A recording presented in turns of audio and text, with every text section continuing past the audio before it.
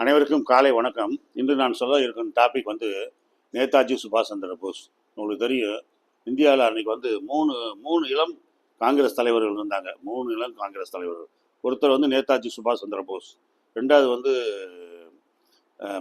ஜவஹர்லால் நேரு, மூணாவது வந்து கவிக்குயில் சரோஜினி நாயுடு. அவங்க 3 பேர் தான் எங்க எனர்ஜெட்டிக் லீடர். இதில் சுபாஷ் சந்திர போஸ் வந்து played a vital role in Indian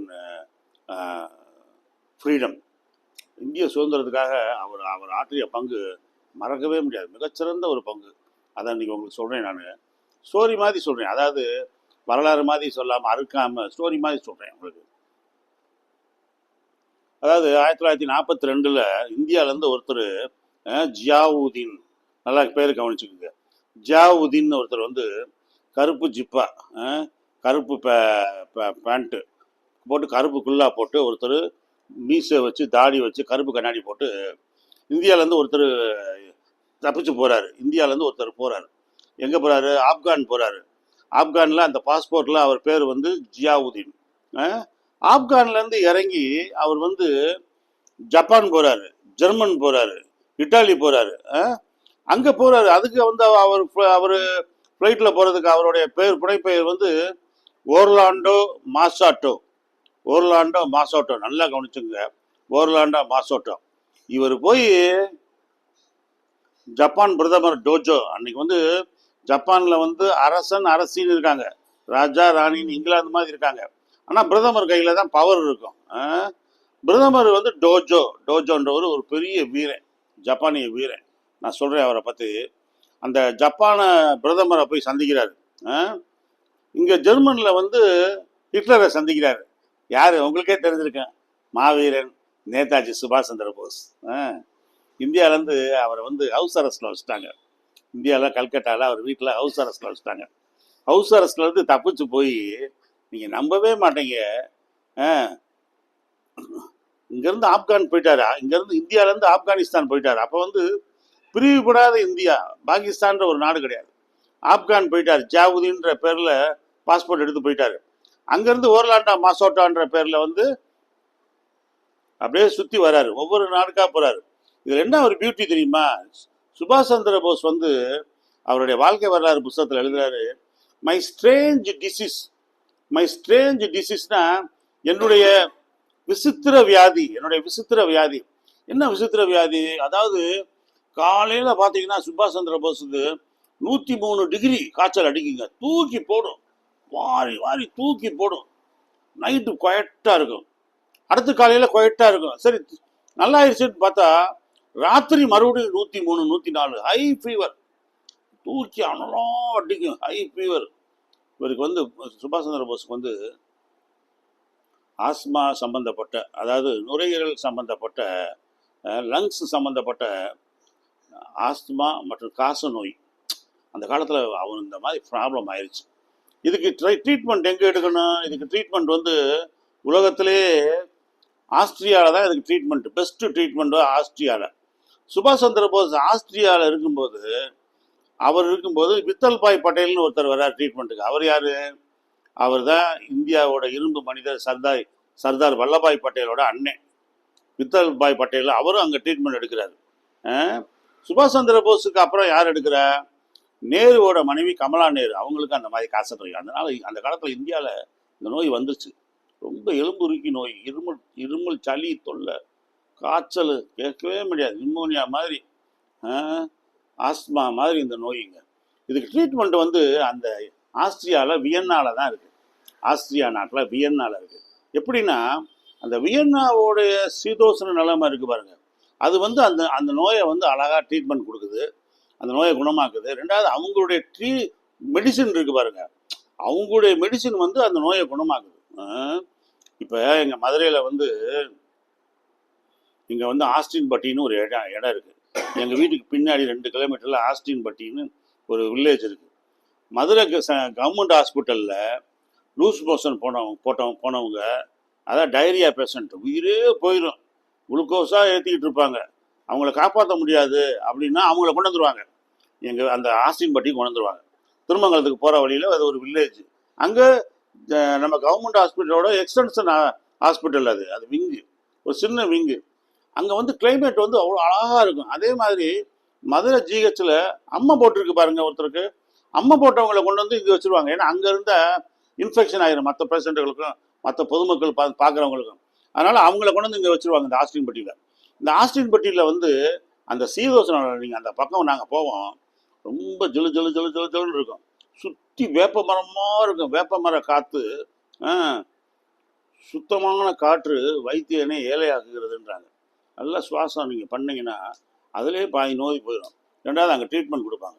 அது மாதிரி இந்த மதுரையில் ஆஸ்டின்பட்டி வில்லேஜ் மாதிரி ஆஸ்திரியாவில் இந்த வியன்னாவில் சுபாஷ் சந்திர போஸ் அவருடைய அவருடைய அந்த அந்த அந்த இது லங்ஸ் சம்மந்தப்பட்ட நோய்க்கு ட்ரீட்மெண்ட் எடுத்துகிட்டு வந்துட்டார். இப்போ பாருங்கள், மூச்சு விட திணறினவர், ரொம்ப காய்ச்சலால் அவதிப்பட்டவர். இவர் வந்து ஹிட்லரையும் நம்ம டோஜோவையும் சந்திக்கிறதுக்கு, உலகத்தில் உள்ள பெரிய தலைவர்கள்லாம் சந்திக்கிறதுக்கு இவர் என்ன பண்ணுறாரு, சப்மரைன்லேயே போகிறாரு, நீர்மூழ்கி கப்பல்லே போகிறாருங்க. 3 மாதம் நீர்மூழ்கி கப்பலில் போகிறாரு.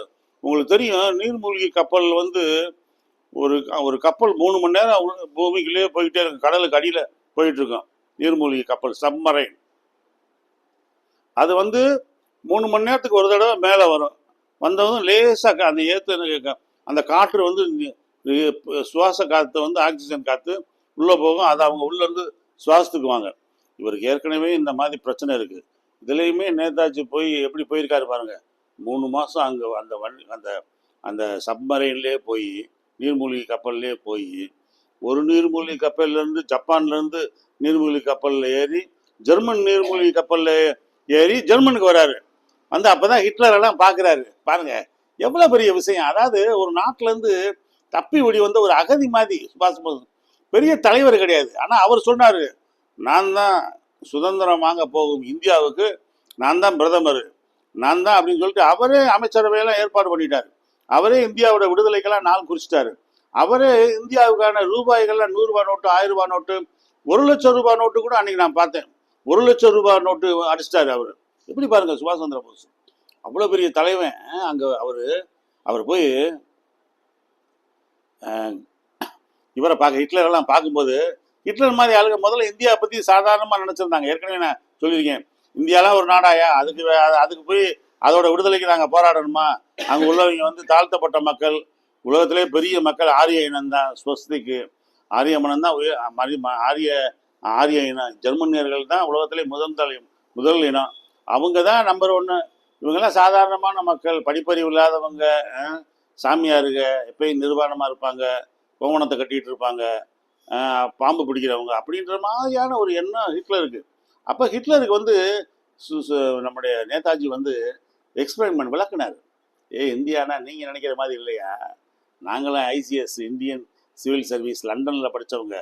மகாத்மா காந்தி லண்டனில் படித்தார். நேரு ஒருத்தர் எங்கள் ஊரில் இருக்கார், அவரும் லண்டனில் படித்தார். நாங்கள் எல்லாமே லண்டனில் படித்தவங்க அப்படின்னு சொல்லி எக்ஸ்பிளைன் பண்ணி இவரை வந்து புரிய வைக்கிறார். யாரை? ஹிட்லரை புரிய வைக்கிறார்.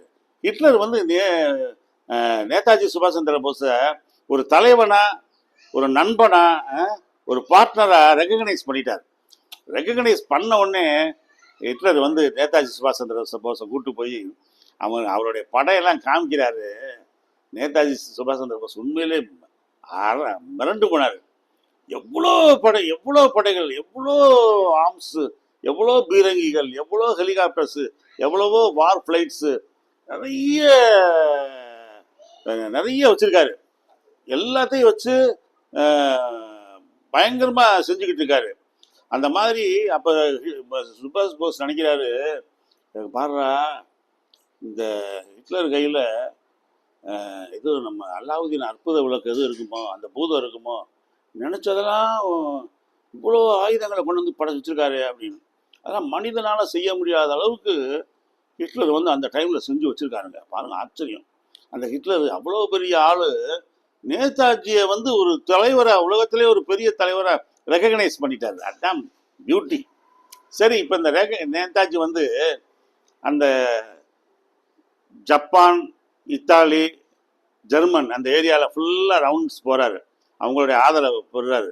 அப்போ அவர் மூவ் பண்ணுற அவருக்கு ஒரு படம் வேணுமே. அப்போ இந்திய தேசிய இராணுவம் உங்களுக்கு தெரியும், INA இந்திய தேசிய இராணுவம்ன்றது ஏற்கனவே ராஸ் பிகாரி போஸ் இந்தியாவில் ஒரு கொலை அட்டம்ப்ட் பண்ணி தப்பிச்சு போனவர். அவர் ஃபாரினுக்கு தப்பிச்சு போனவர் ராஸ் பிகாரி போஸ்.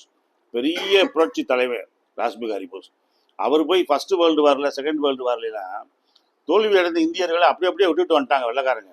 அப்போ அவங்களெல்லாம் ஒன்று திரட்டி ஆர்கனைஸ் பண்ணி இந்தியன் ஆர்மின்னு வச்சிருக்காரு. சரியா? அந்த இந்தியன் ஆர்மி கொஞ்சம் வீக்கானப்ப, ராஸ் பிகாரி போஸ் கொஞ்சம் வயசானப்ப, நேதாஜி போய் அதை கை எடுத்துக்கிட்டார். அந்த அந்த மிலிட்ரியை எடுத்துக்கிட்டு நேதாஜி வந்து இந்தியன் நேஷனல் ஆர்மிக்கு வந்து தலைவர் ஆகிட்டார். இப்போ இந்தியன் நேஷனல் ஆர்மிக்கு அவர் வந்து அதை வழி நடத்தணும், வீரர்களுக்கு சாப்பாடு போடணும், தங்க இடம் கொடுக்கணும், சம்பளம் கொடுக்கணும், ரெண்டாவது போர்களை ஈடுபடணும். ஏகப்பட்ட செலவு இருக்குது. உங்களுக்கு தெரியும், ஒரு போர் நடத்தினா ஏகப்பட்ட செலவு. அப்போ இந்திய மக்கள்கிட்ட நேதாஜி சுபாஷ் Chandra Bose Burma, Malaysia, Singapore, இங்கே ஊரில் உள்ள இந்திய மக்கள்கிட்ட பூரா நன்கொடை வாங்குறாரு. நேதாஜி வாங்குறாரு. அன்னைக்கு கிடைச்ச நகை பணம்லாம் எவ்வளோ தெரியுமா உங்களுக்கு? 32 கோடி இந்திய மதிப்பில். 32 கோடி 1940 42லாம் 32 கோடினா எங்கே இருக்குன்னு பாருங்க. ஒரு பவுனு 10 ரூபா 20 ரூபா தாங்க ஒரு பவுனு. ஒரு ஒரு ஒரு ரூபாய்க்கு அரிசி வந்து 10 படி வாங்கலாம். அவ்வளோ காஸ்ட்லியான பணங்களை வாங்கி வச்சு நேதாஜி வந்து ஒரு கம்பீரமான தலைவனாக வர்றாரு. அவருக்கு அப்போ நேதாஜி ஹாஸ்பிட்டலில் அவர் இந்தியா மக்கள்கிட்ட பணத்தை வாங்கி அதை பயன்படுத்துகிறாரு. அந்த இராணுவத்தை வச்சு நடத்திக்கிட்டு இருக்காரு. அதே நேரத்தில் நேதாஜி, உங்களுக்கு நான் சொன்னேன், ஆஸ்திரியாவில் வியன்னாவில் இருக்கும்போது நேதாஜி கூட அந்த பெட்டில் இருந்தவர் வித்தல்பாய் பட்டேல்கிட்ட நேதாஜி அப்பயே பேசுகிறாரு. என்ன பேசுகிறாரு? இந்த மாதிரி இந்தியாவுக்கு நம்ம சுதந்திரம் வாங்கினா இந்தியாவை இந்த மாதிரி நம்ம அமைக்கணும் அப்படின்னு அவர் சொல்ல வித்தல்பாய் பட்டேலே அவரோட பேச்சில் கவரப்பட்டு 1 லட்சம் அப்பயே நன்கொடை கொடுக்குறாரு. யாருக்கு? நேதாஜி சுபாஷ் சந்திர போஸ்க்கு அப்பயே 1 லட்சம் கொடுக்குறாரு. அப்போ 1 லட்சம் கொடுக்குறாருன்னா எவ்வளோ பெரிய ஆளாக இருப்பார் பாருங்க வித்தல்பாய் பட்டேல். அதனால கூட வித்தல்பாய் பட்டேலுக்கும் அவங்கள அப்படி பணம் கொடுத்ததுனால நேதாஜிக்கும் இரும்பு வல்லபாய் பட்டேலுக்கும் கொஞ்சம் கான்ட்ராவாச்சு அப்படின்னு சொல்கிறாங்க. சரி, இப்போ இந்த பணத்தை வச்சு இயங்கிக்கிட்டு இருக்காரு. இப்போ இந்த நேதாஜி இது பர்மாவில் மாண்டலேயில் போயிட்டுருக்காரு. மாண்டலே காரில் போயிட்டு இருக்கும்போது பிரிட்டிஷ் ஃப்ளைட்டு மேலே 2 வருது. பிரிட்டிஷ் ஃப்ளைட்டு மேலே 2 பறக்குது. பறந்த உடனே நேதாஜிக்கு ஓட்டிக்கிட்டு இருந்த டிரைவர் சொல்கிறாரு, சார் இந்த மாதிரி பிரிட்டிஷ் ஃப்ளைட்டு நம்மளை கிராஸ் பண்ணி போகும்போது வண்டியை வந்து நம்ம ஓரத்தில் நிப்பாட்டிடணும், ரோட்டு ஓரத்தில் நிப்பாட்டிடணும், ஏதாவது ஒரு மரத்தடியில் நிப்பாட்டிடணும். அப்படி நிப்பாட்டிட்டு அவங்க போனதுக்கப்புறம் தான் நம்ம போகணுன்றாரு. Netaji no no no no ஜல்தி சொல்ல, வேமா போ அப்படின்றாரு. வேகமாக போய் நேதாஜி இருக்கிற அந்த கூடாரத்துக்கு போயிட்டார். கார் போயிடுச்சு. காரை ஒரு இடத்துல பார்க் பண்ண உடனே நேதாஜி இறங்கி அந்த பிரிட்டிஷ் ஃப்ளைட்டு எங்கே வருது எங்கே போகுதுன்னு பார்க்குறாருல. அப்போ பெரிய ஆஃபீஸர்கள்லாம் சொல்கிறாங்க, இந்த நேதாஜி தலைவரே உள்ளே வந்துருங்க, பிரிட்டிஷ்காரன் குண்டு போட்டுருவான் அப்படின்னு. அப்போ நேதாஜி சொல்கிறாரு, இந்த சுபாஷ் போஸை அழிக்கிறதுக்கு பிரிட்டிஷ் ஏகாதிபத்தியம் இன்னும் குண்டு தயாரிக்கலை. என்னை கொல்ல முடியாது, என்னை அழிக்க முடியாது, நான் வெல்லப்பட முடியாதவன், நான் வெல்ல பிறந்தவன் அப்படின்றாரு. எவ்வளோ கம்பீரமான வீர வார்த்தைகள் பாருங்க. அப்படியே சுபாஷ் போஸ் அந்த அந்த மலேசியா, பர்மா, சிங்கப்பூர் பகுதியிலலாம் இருந்தப்ப அங்கே இந்த இந்தியாவிலேருந்து போன மக்களுக்கெல்லாம் ராஜ மரியாதை. எல்லோரும் இந்தியன்ஸ்பா, போஸ் குரூப்பா அப்படின்னு சொல்லி அவ்வளோ மரியாதை கொடுத்தாங்க. ஏன்னா நேதாஜி வந்து ஒரு சாதாரண ஒரு புரட்சி வீரர் மட்டும் கிடையாது. சின்ன வயசுலேயே நல்லா படிக்கக்கூடியவர். சின்ன வயசுலேயே இங்கிலாண்டில் போய் லண்டனில் ஐசிஎஸ் படிச்சுட்டு இருந்தார். ஐசிஎஸ்னா இந்தியன் சிவில் சர்வீஸ்னா என்ன உங்களுக்கு? இந்தியன் சிவில் சர்வீஸ்னா கலெக்டர் ஆகிற வேலைக்கு வந்து அவர் வந்து இங்கே இந்தியாவுக்கு வராரு. ஆனால் அவர் கலெக்டர் ஆகாமல் அரசியலில் இறங்கி மிகச்சிறந்த ஒரு அரசியல்வாதி ஆகிட்டார். அவருக்கும் காந்திக்கும் கொஞ்சம் கான்ட்ராவாயிடுச்சு. அதாவது காங்கிரஸில் வந்து நேதாஜி சுபாஷ் சந்திர போஸ் முதல் முறையாக அவர் வந்து தலைவராக தேர்ந்தெடுக்கப்படுகிறார். முதல்ல காந்தி இருந்தார், அப்புறம் நேரு இருந்தார், அப்புறம் இந்த மாதிரி சுபாஷ் போஸ் நின்னார். அவர் எல்லா தலைவராலும் தேர்ந்தெடுக்கப்பட்டார். இந்த சுபாஷ் சந்திர போஸ்ட உள்ள ஒரு வேகம் என்னன்னா, இந்திய காங்கிரஸ்ல அப்ப வந்து ரெண்டு குரூப் இருக்காங்க. ஒருத்தர் வந்து மிதவாதம், இன்னொன்னு தீவிரவாதம். மிதவாதம்னா யாருன்னா காந்தி, நேரு, ராஜேந்திர பிரசாத் இவங்கெல்லாம் மிதவாதிக.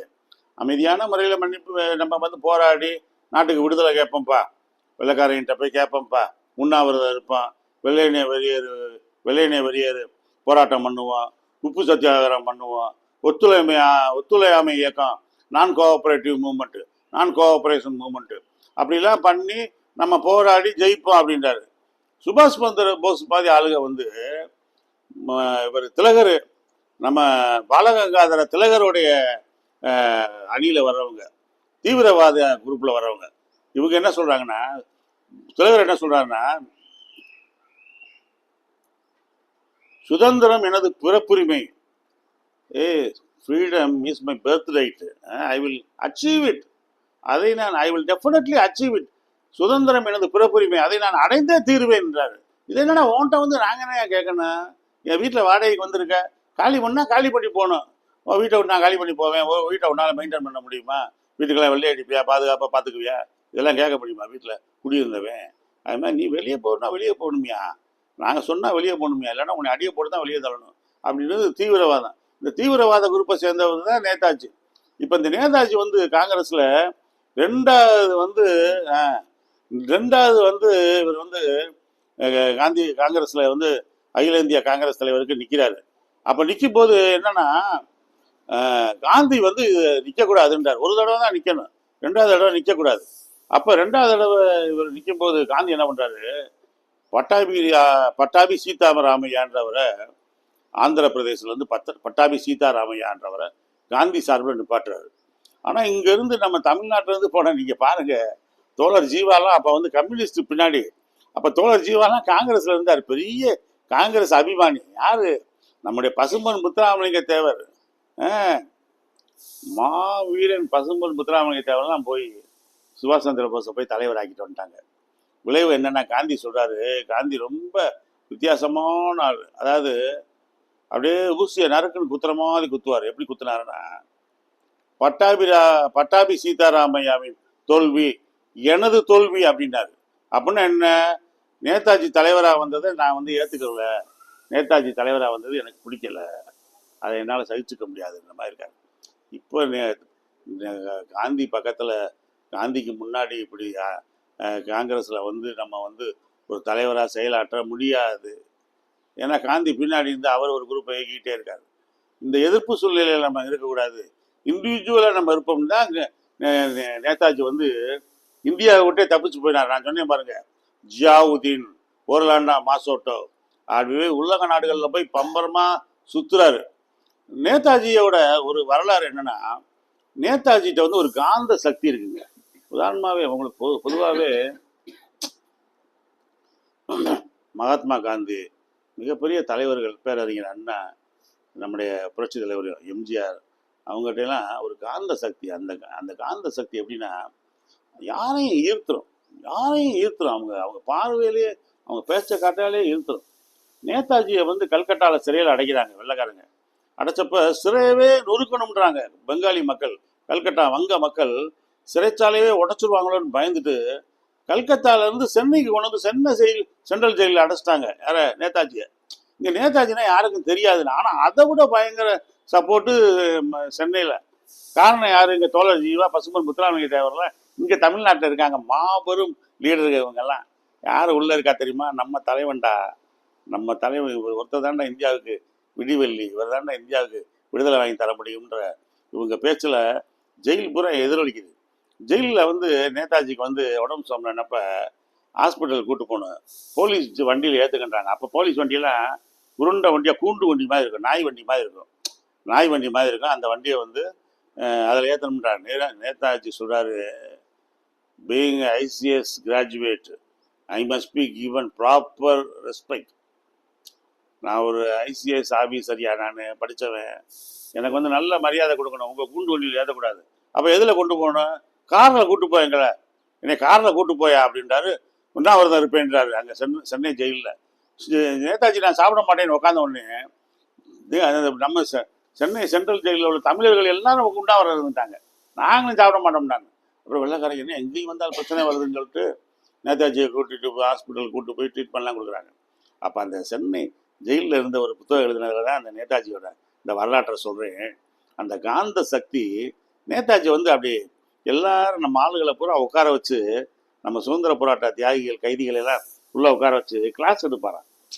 இந்த மாதிரி இந்த வழியில தான் நான் இந்தியாவை எய்ம் பண்ணுறேன், இந்த வழியில தான் போராடணும், இந்த வழியில நம்ம வெற்றி பெறணும்னு கிளாஸ் எடுக்கிறாராம் போர்டில் எழுதி. அப்போ அவங்க எல்லாமே நம்ம ஆளுகளுக்கு பூரா தமிழ் தான் தெரியும், இங்கிலீஷ் தெரியாது, ஹிந்தியும் தெரியாது, பெங்காலியும் தெரியாது. அப்படியே அவங்க சொல்கிறாங்க, எங்களுக்கு என்ன தெரியும், நேதாஜியோட முகத்தவே பார்த்துக்கிட்டு இருந்தோம், என்ன அருமையான தேஜஸ், நிச்சயம் அவர் ஜெயிச்சுதாருன்னு அப்படியே அவரை நாங்கள் பார்த்துக்கிட்டு இருந்தோம் எழுதுறாரு. அதுதான் அந்த முகத்தில் நான் சொன்னேன் பார்த்தீங்களா, அந்த காந்த சக்தி, கம்பீர சக்தி, அந்த காந்த கெரிஸ்மேட்டிக் அந்த யாரையும் ஈர்க்கக்கூடிய அந்த சக்தி இருக்கிறதுனால தான் அவர் வந்து அந்த சிங்கப்பூர், மலேசியா, பர்மா எல்லா ஊர்லேயும் ஜப்பானில் போய் அவர் இப்போ இந்திய மக்கள்கிட்ட போய் பணம் வசூல் பண்ணுறாரு பாருங்க. அவ்வளோ 32 கோடி அள்ளி கொடுத்தாங்க. எல்லோரும் நம்ம இந்திய மக்கள், பர்மாவில் உள்ள இந்திய மக்கள், செட்டியார் மக்கள், இவங்கெல்லாம் என்ன பண்ணாங்களாம், 100 பவுன் அவங்க கழுத்தில் கடந்து செயின், மோதிரம், வளையல் எல்லாத்தையும் வீட்டுக்கு 100 பவுன் போட்டாங்களாம். எப்படி இருக்கும் பாருங்கள், எவ்வளோ பெரிய தலைமை, மிகச்சிறந்த தலைமை, ஆகக்கூடிய தலைமை. அவர் வந்து